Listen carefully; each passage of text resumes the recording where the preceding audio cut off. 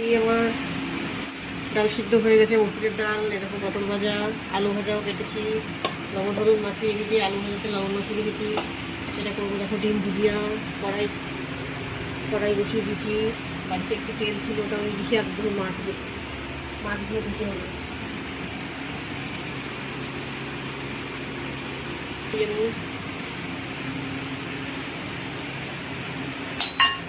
বাটিতে একটু তেল ছিল, ঢেলে দিলাম। তারপরে ডিম ভুজিয়াটা করবো।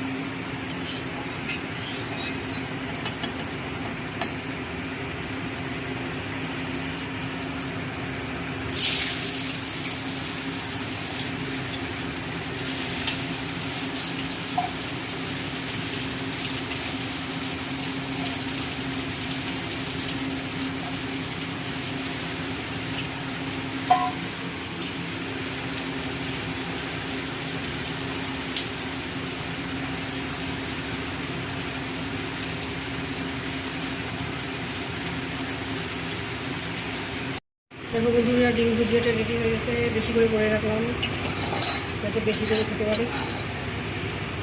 গোল জিনিস একটা একটা করে করা তো যায় না।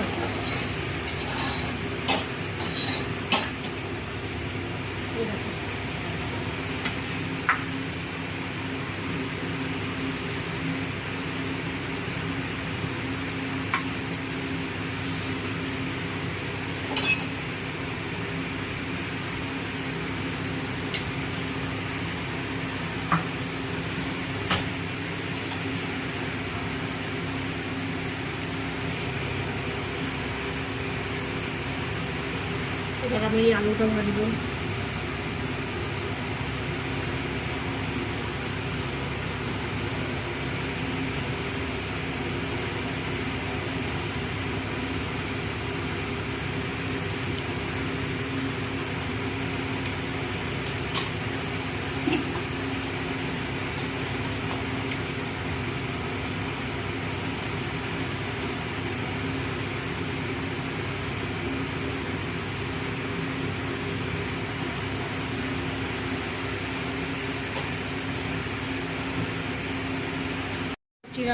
চিরা খাবো। আমি না রুটি খেতে পারি না, জানো তো। রুটি খেলে পেটের সমস্যা হয়। সবাই রুটি খায়, আমি চিরা খাই। চিরা মুড়ি এই সমস্ত খাই। আর ওদিকে দেখো পটল ভাজাটা হচ্ছে। ডালটা তো হয়েই গেছে। ধরো মাছটা ভাজবো, ভাজা মাছ করবো। আর রান্না মাছ আছে, ছেলে শরীর খারাপ, জ্বরও খাচ্ছে না। ভাজা মাছটা করলে ভাজা মাছ দিয়ে ডাল দিয়েও খাবে। ডাল তো করবো না, ডাল সেদ্ধ ডাল ভালো হয়। আর বললাম ফ্রিজে মাছ রান্না আছে, ওইটা চলবে। রান্না মাছ ফেলে তো দেওয়া যাবে না, বলো, যা না দাম জিনিসের। ভাতও বসিয়ে দিয়েছি, রান্না কমপ্লিটের মধ্যে। সব রান্না কমপ্লিট করে মাছটা ভাজা করছি। মাছ ভাজা করলেই হয়ে গেলো। তারপরে কাদা খুঁজে বাসন টাসনগুলো মাজবো, আবার গ্যাস টাসগুলো মুছবো, চান করবো, পুজো দেবো, অনেক কাজ আছে। দেখো বন্ধুরা, কাজকর্ম সব কমপ্লিট হয়ে গেল।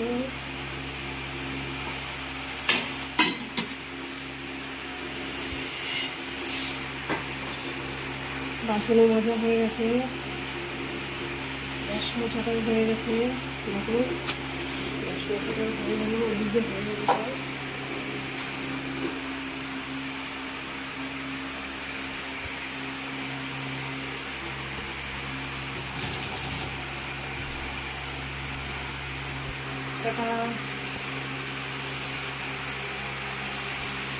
আজকের ব্লগটা শেষ করে দিলাম এখানেই।